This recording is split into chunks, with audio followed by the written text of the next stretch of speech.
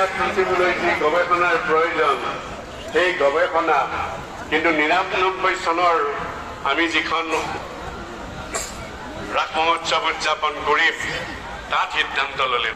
৯৬ বছৰ আগতে কেনেকৈ আৰম্ভ হৈছিলে হাউলিৰ ইতিহাস কেনেকৈ আৰম্ভ হ'ল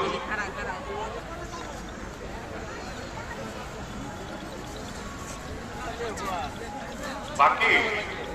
মই মৰলী গ্ৰন্থৰ মই এইখিনি কথা উল্লেখিয়াই কৰোঁ এইটো কাৰণত আৰু তাত বহুত কথা আছে মই জানো যে হাউলিৰ যদি নেতৃত্ব হয় সামাজিক